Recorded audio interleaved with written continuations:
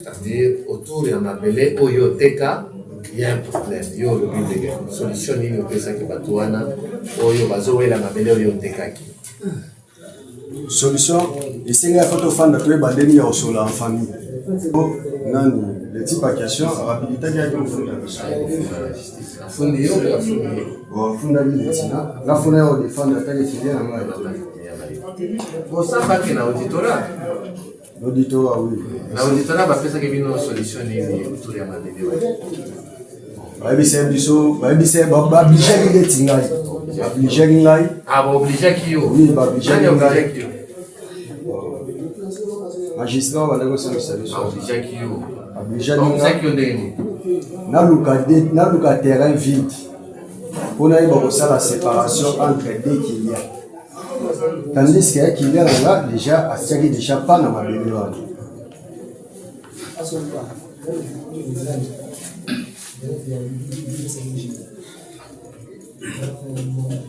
Le magistrat obligé qui yo? J'étais obligé d'accéder à l'exigence du magistrat.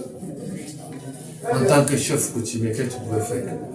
C'est quand un magistrat obligé qui yo, ça là qui est. Magistrat bisa ngai ngala za mwana. Ngala koko to go sambate. Les makambo ya soni to luka terrain mo vite pour to ba ko sala entre deux personnes deux clients to ba ko séparer bango. To présenter Mabele ya. Tant to présenter Mabele et ça qui moi ba mise en tente. Moi makele les alaki po. Le type qui soit le bagini ni kia kolongwe place wana te. Faut azonga ka na Mabele na. Azonga ka ni place na yi. Ah, ça place na yi. Il y a des obligés. Il y a l'obini nikia, les places où on a la kisaki. Il y a l'obini nikia à Rolongwate, il faut ajouter à des places où. Le magistrat obligé qui au salami. Parce que le magistrat exige obligé qui. Magistrat obligé qui au salami. Magistrat obligé na l'axa, na bimisa des terrains.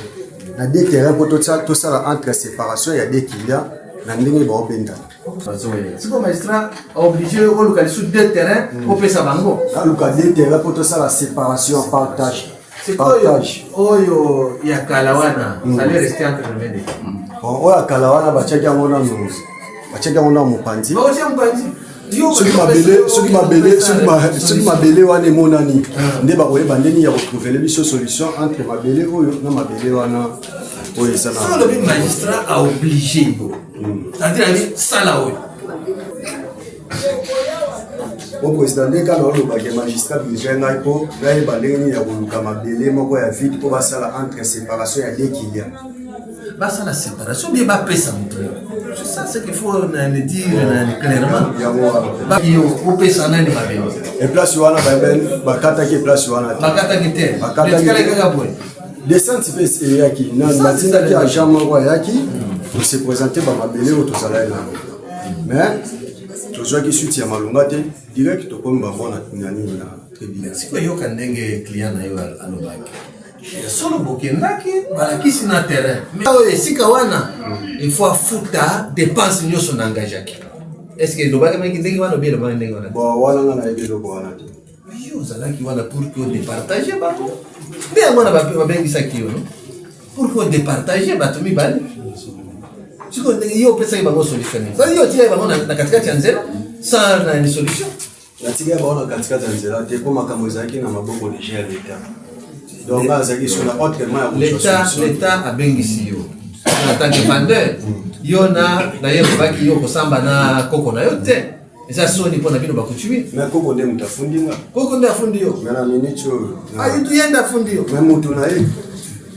soko le biko ko afundi yo eza dossier mususu mais mutu ko bazako est-ce que wa yozo sam lokola akize yo afundi yo te est-ce que afundi yo afundi yo te comment ko baki koko afundi yo le titre comme déjà c'est que tango na ipsi yo ozolo balokola na comme race lumière bafundi yo te vous comprenez il faut pas que les coco na fundi yo on fundi ata te d'après yo parce que ceux qui greffier à comment que magistrat imposa ki yo kende oluka mapango mibale okabola bango mutu na mutu kiteni na ye normalement ndenge complication ekotaki na kati makelele koyokanizala ya insulte ya ndenge ami abatika ime kotaya na kati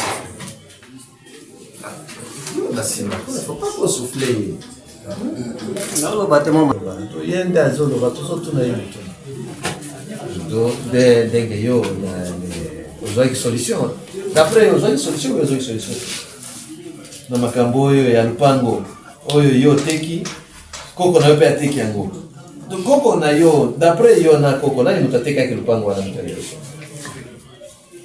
moto ateka lupango wana moto ya liboso normalement nayaki kokota eloko moko te na kati ya lupango wana koko nde moto atekaki yango moto ya liboso donc nafutaki terrain ezalaki vide prévenu ntango yo okomi na terrain wana ofutaki biloko ya bato te au respect mo major ntango nakomaki na esika wana nakutaki eloko moko te eza ngomba koto libulu na lopango mosusu eza na se koto esalemi ngomba ezali kuta esika moko ya malonga te mokonzi na ngai eye kobima lopango ntango nayebisaki oke mokonzi nabengi barekri baya kobuka ngomba wana baplanir yango mpona lokamo ya kotya ndako partie civile oyo olobaki otiaki mwa libaya na yo wana noyoki vander alobi eloko moko ezalaki te préveni alobi eloko moko ezalaki te reste lokola nyonso wana eza lokuta ezali kaka neti moto akwenda baya koluka kaka amoni likasa fo asimba nzete asimba mpo aluka mwele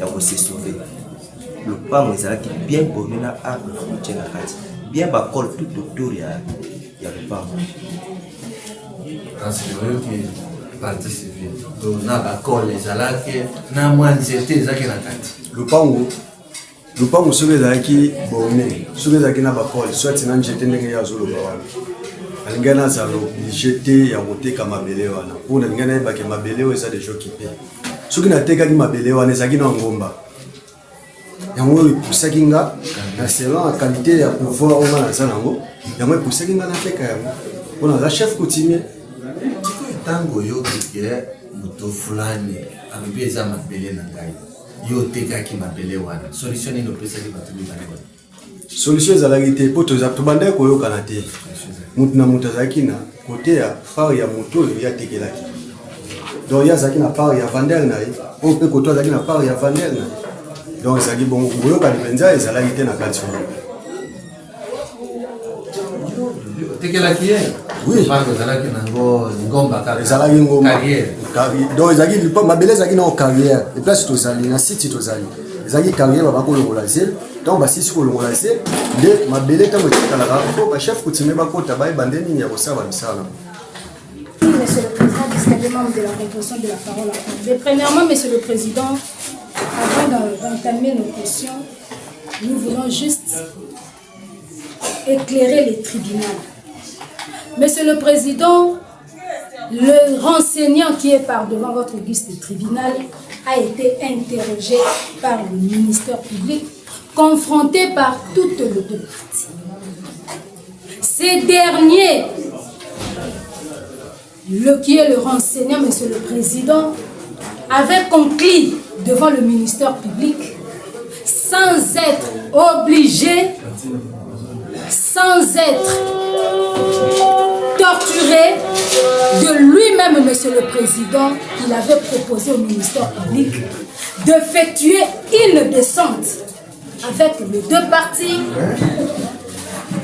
pour chercher là où, d'ailleurs, avant d'abord de chercher de lui-même, il avait demandé au ministère public, il a l'espace vide qu'il propose de remettre cela aux militaires, pour revenir l'homme de lui-même de sa bouche. Chose faite, ils sont à la descente sur le lieu. Arrivé sur le lieu, c'est de là que le provenu s'est imposé. Avant de récupérer l'espace, j'aimerais que la partie civile me restitue toutes les dépenses effectuées. Voilà, Monsieur le Président. La même personne qui est le renseignant devant le tribunal, Monsieur le Président, ces derniers avaient bel et bien confirmé devant nous, ministère public, qu'ils ne peuvent pas se tirailler entre lui et son grand-père. C'est de là que nous avons compris qu'il s'agissait bel et bien de son grand-père. Le ministère public n'est pas un magicien pour comprendre le lien qui est lié entre les deux parties qui étaient devant le ministère public. Monsieur le Président, arrivé sur le lieu où les renseignants avaient promis aux militaires, nous avons déjà évoqué cela, le provenu a refusé catégoriquement. Et comme le provenu et son vendeur ont le même langage, il voulait à tout prix humilier la partie civile, le ravir par force son terrain.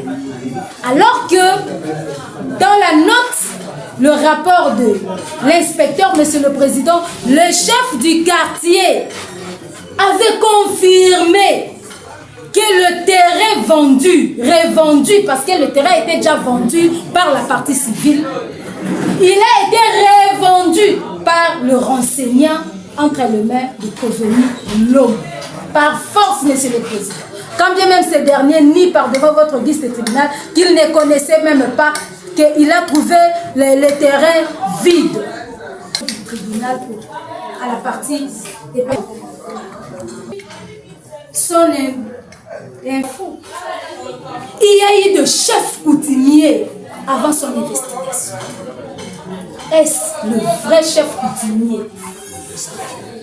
devrait laisser de terrain vide alors que la partie défense a bel et bien acheté cela en 2015. Il y a même de preuves là-bas. La partie civile avait acheté cela en 2015, Monsieur le Président. Il y a même de preuves.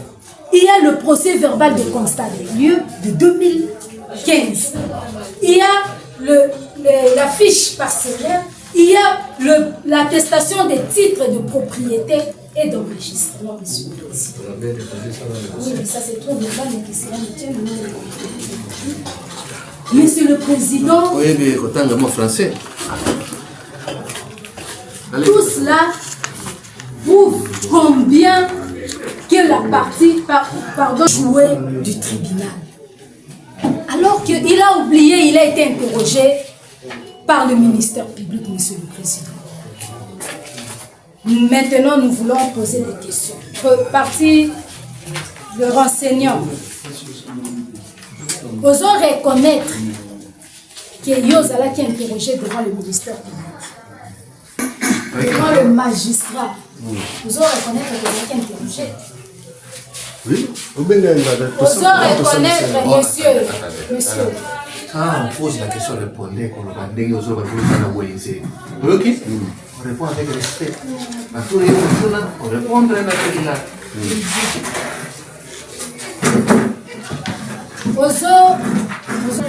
le ministère public a confronté qui on a pris dans le oui, donc le tribunal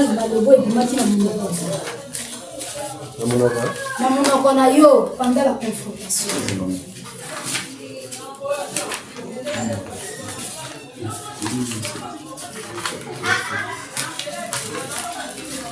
Pendant la confrontation, tant que tu es dans le bureau, dès au bénéfice de l'équipe que les mouvements pour moi, il y a trouvé solution. La nègre tu es mon bandit, la nègre tu as trouvé solution, et Simba gagné. Dès que tu es sur le bureau, et ça là, dès que tu es sur quelqu'un, dès que tu es confrontation, similité, de service qui ça va comme ici, similité, après si nous. On peut savoir quelque chose. On sait que tout qui est professionnel bien. Vous confirmez devant le tribunal, vous avez confirmé dans le tribunal que la personne qui vient quelques jours pour qu'il ne peut se souvenir. Vous avez le ministère public. Normalement. Vous avez confirmé. Nous avons confirmé. Voilà, Monsieur le Président. Alors que tout à l'heure, la même personne vous dit qu'il a été obligé par le ministère public. Et le voilà, il vient de contredire qu'il n'a pas été obligé. Quel est le ministère public qui va obliger une personne à restituer. Si tel était le cas, est-ce que le ministère public devrait présenter les dossiers devant votre registre tribunal? Nous disons non, monsieur le président. Si aujourd'hui toutes les parties se retrouvent devant votre registre tribunal, c'est parce que, monsieur le président, le ministère public a constaté que le vendeur du revenu et le vendeur de la partie civile veulent à tout prix jouer de ces deux personnes. Et comme nous tous nous connaissons bel et bien le comportement du coutumier, un terrain déjà vendu, on peut le revendre à plusieurs personnes. C'est le comportement de coutumier. Et voilà aujourd'hui, monsieur le président, la même personne qui vous dit ici qu'il a été obligé, il vient de changer son langage. Il n'a pas été obligé. Le ministère public l'avait donné du temps pour trouver un arrangement à l'amiable, pas par force, mais de bel et bien trouver un arrangement à l'amiable. Pourquoi?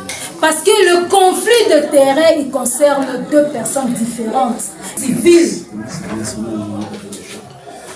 Quel est le rôle du ministère public? Président, nous avons encore deux petites questions.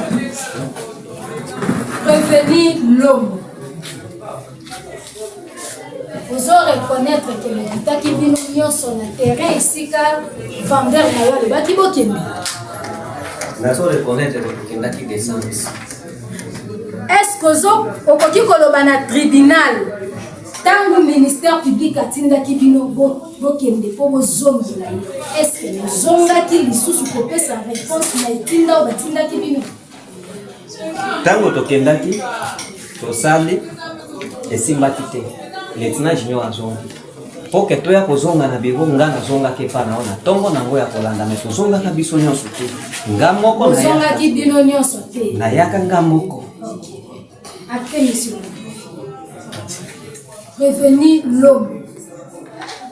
Est-ce que vous allez reconnaître que tant que vous effectuez descente na inspecteur, bakutaki bakol tout au long, il y a des limites, il y a terrain.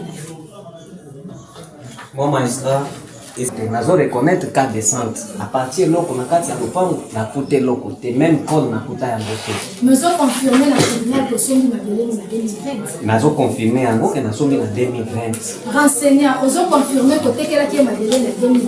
Oui. Nous avons confirmé. Après monsieur, voilà monsieur le président. Bokitaki naye zela moko na inspecteur. Oui. Na descente au salaki. La kisa ibango combien de lupango? La kisa bango de terrain wano la kisa kepa nani? La kisa kinani? La kona ndenge ministère public a pesa kibino orientation. De terrain wana la kisa ki pour ko pesa nani? Oyaki de sentinelle. La kisa ki terrain pour ko pesa nani? ezalaki na oteke nalakisa mabele mpo napesa motu kenga bango babisa ngai kaka bapropose ngai dabilisa mabele après avoir nde tokoya po bayeba ndeni ya kosala entre séparation entre deux personnes. Yo tekela ye mabele te okopesa mabele mpona yo tekela ye mabele te nadi ministère public tosamba ye devant ministère public. Oui. Politique aimpozaki yo okende kopesa ye mabele aimpozaki yo aimpose nga nake kopesa mabele te aimpose ngai nabimisa de terrain vide so nabimisi de terrain vide nde tokozonga mpo bayeba ndenge ya kosala séparation ya de kilia ndenge ayebisaki yo okende olakisa de terrain vide aimpose nga kaka mabele oyo mbayeke nalakisa de terrain vide mpo tosala séparation ya de kilia.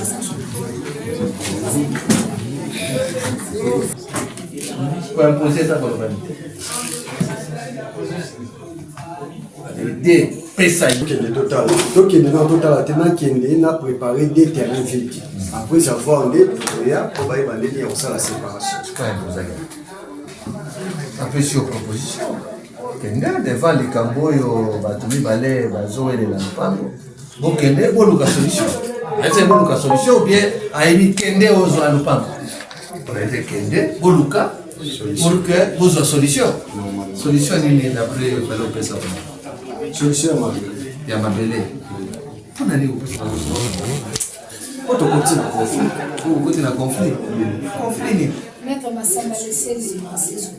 Conflit. Conflit, il y a un conflit. Pour deux personnes, combien déjà conflit? Deux personnes, quand même, est-ce que vous avez qui temps ya kosolana mutu oyo azo réclamer le pan? Azo qui temps kosolana pour le pour que tout naie, na ya tekela ki le pango, ezala ki ndengeni, est-ce que lukaki? Bon, vous allez aller à l'air. Ngana to bande kosola te. Bande kosola te. C'est to sola te. Pona ki. Ngana to sola te mais c'est yo nde mkolo mabele. Wana mabele na yo normalement. Vous pesa mutu nyonso ndenge lingi. C'est ça. Est-ce que ayaki mukolo moko yo sekete lupango teki eza yangai? Asi amona yo? Participation kutana na ye. O tuna ye parce que tango akomi wana mokonzi ya mabele. Oso kutana na ye. Merci président. Tango na yo kiatiki lupango na naye. Il y a un improuvable. Il y a une adresse fixe. Il y a un grand frère, la responsable. Il y a un monde qui a été ici. Il y a un téléphone. Il y a un cadeau qui est en poste. Il y a un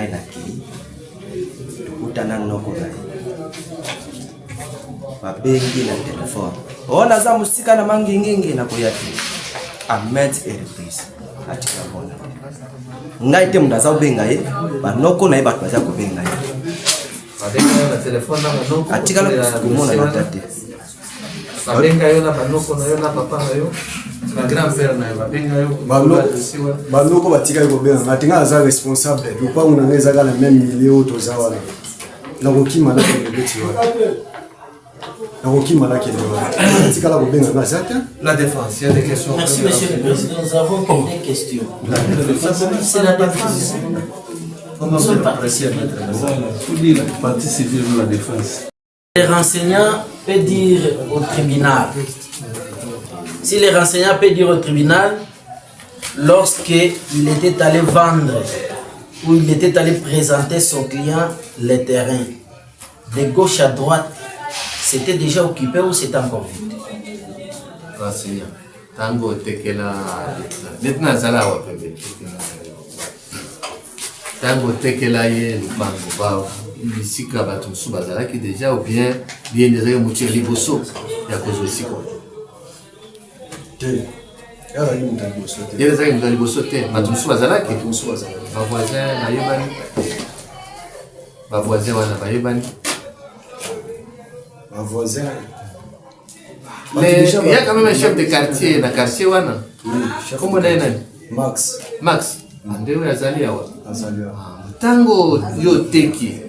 Max, parce que tout le monde doit se faire identifier quand même auprès du chef de quartier. Tango on a teki Max ayebaki. Max ayeke, vous savez que Max nini autour ya lupango. Ye nani acheteur na akendaki na bureau du quartier pour asala enregistrement ya lupango na ye. Le Max avait enregistré le lupango wana.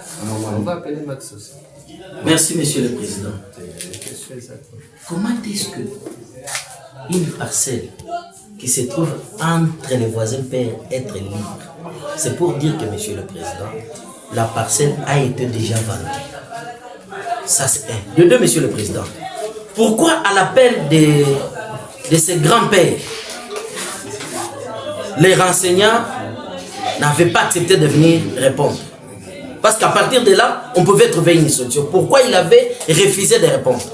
C'est vide. Donc, les renseignants déclarent qu'il était obligé par le ministère public d'aller présenter. Comment il peut expliquer clairement, parce que c'est encore flou. Il dit, on m'a dit d'aller présenter 2 parcelles. Et les 2 parcelles, c'était à présenter à qui?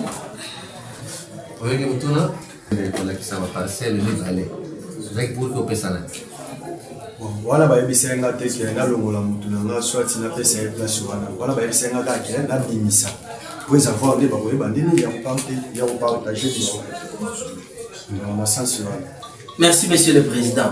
Et dès qu'ils sont arrivés sur terrain, j'avais bien suivi, Monsieur le Président, les renseignants a dit devant le tribunal que tant que tu na terrain, tant que tu as terrain mi balé, désordre bimaki. Désordre et bimaki, c'était la partie civile ou les prévenus. Désordre bimaki, c'est tant que la donc koyoka na penze place wana koyoka na ndenge nini te. Koyoka na ndenge nini te. Ezaki nini pour que baboyoka na te. Ezaki non. ezalaki ntango nabimisi mabele ntango nabimisi mabele ntango batindaki inspecteur aya okita desante mpo nalakisa mabele mpo bayebisi ngai ke fo nabimisa mabele ti ntango nabimisi mabele nde inspecteur ayaki ntango inspecteur aye asali bankete na nyonso atiango na papier nde esengai ke fo biso nde toya awa na parquet na auditorat mpo toyeba ndenge nini ya kokata likambo wana donc ezalaki nde bongo. Mais c'est quoi le désordre de ça? Parce que yo va imposer que yo comme côté yo que na que otala ni ni proposition pour ça. C'est quoi le désordre de ça? On m'a quitté la 2 familles. 2 familles. La famille Nangai na famille Nangai na koko na biso. Na koko na biso. Mais la famille va n'avoir déclaré, mais ça m'a camarade belé pour mes mamans, mes mamans, koko na loti na ba niveau na ndeni pour retrouver solution des places makelele et yaki ya voilà. Descente na bosala kina banana. Descente bosala kina na letina. Na ba mettre avocat bazalaki, mettre avocat na azalaki, mettre avocat na maipe azalaki. Na ye azalaki, na ye azalaki. Bino nyoso kokendaki, biso nyoso kokendaki. Monsieur le Président, la dernière question. Qui avait refusé de prendre le terrain en donnant les conditions qu'il faut bazongisa ba dépense nanga entre les 2 parties?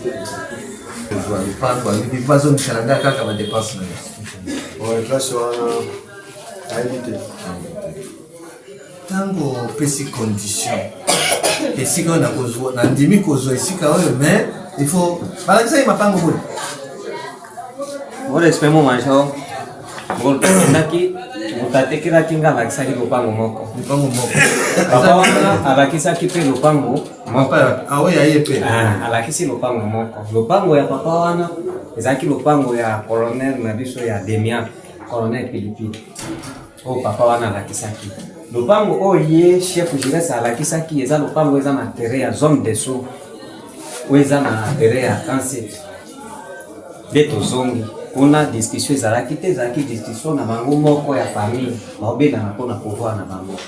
Le tokomi pa ministère public ayebisi nga jeune gens okoki koya koperdre vie na opamba likolo ya biloko ya mokili.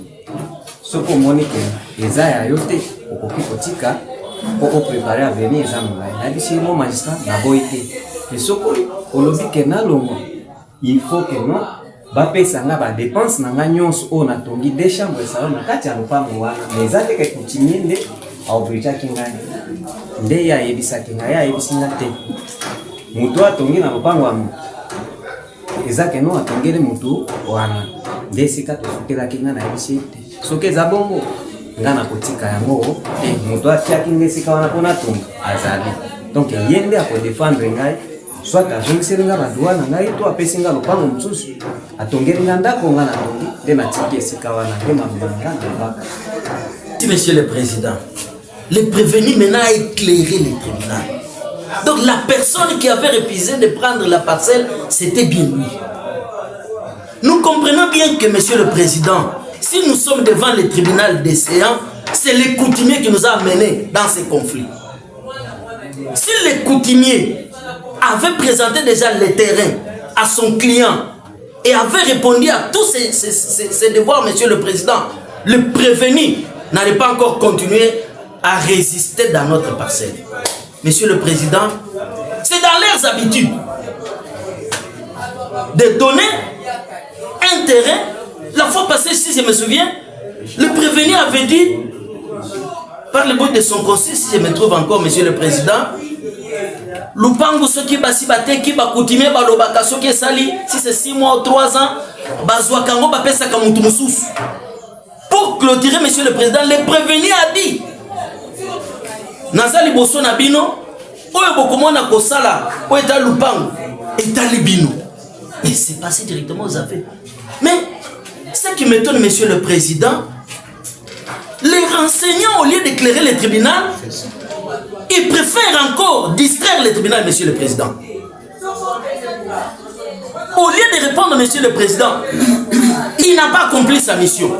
Il est allé pour ne pas revenir, Monsieur le Président. Là, il a fait refus, Monsieur le Président. Il vient encore distraire le tribunal, Monsieur le Président. Voire même chez ses grands-parents, il les a encore distraits, votre honneur. Par là, Monsieur le Président, la base de tous ces conflits, c'est les renseignants qui est devant. Nous sollicitons même au tribunal que les renseignants ne puissent pas partir parce qu'ils amènent un peu de désordre dans les quartiers, votre honneur. Les chefs de quartier vont passer votre honneur.